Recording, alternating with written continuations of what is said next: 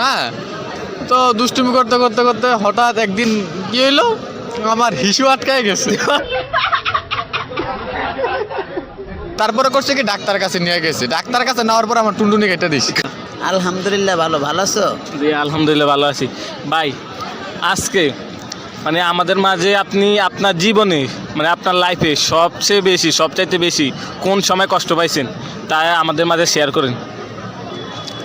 এখন কথা হয়েছে কি ভাইয়া, আমার জীবনের যদি আপনি সবচেয়ে কষ্টদায়ক মুহূর্তটা আপনি জানতে চান, আপনার কাছে শেয়ার করা যায়। হ্যাঁ, জি বলেন। কথা হয়েছে কি ভাইয়া, আমি যখন খুব ছোট ছিলাম, হ্যাঁ, আমার বয়স যেমন ধরেন 1 বছর কি 2 বছর, তখন আমি একটু বেশি দুষ্টুমি করতাম। হ্যাঁ, তো দুষ্টুমি করতে করতে করতে হঠাৎ একদিন কি হইলো, আমার হিসু আটকায় গেছে।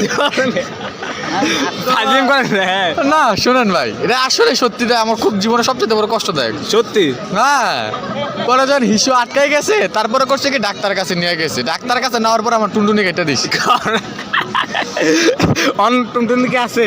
টুনটুনি আছে, কিন্তু তখন যে কথা কয় না। কাটছে না, হ্যাঁ তখন যে ভাই কষ্টটা হয়েছে, এটা হলো আমার জীবনের সবচেয়ে কষ্টদায়ক মুহূর্ত। এর চাইতে বড় কষ্টদায়ক মুহূর্ত আমার জীবনে আর নাই। বলেন কি ভাই, এখন কি আছে সব ঠিকঠাক আর আছে? সব ঠিকঠাক আছে, তো হিসুটা বন্ধ হয়ে গেছে না আছে। এর চেয়ে আপনার জীবনে আর কোনো কষ্ট নাই? না, আমার এর চাইতে বেশি কষ্ট আর কিছু নেই। ভাই আপনার জীবনে কোনো কষ্ট আছে? আছে ভাইয়া, কি কষ্ট আমার জীবনে অনেক কষ্ট। বলেন।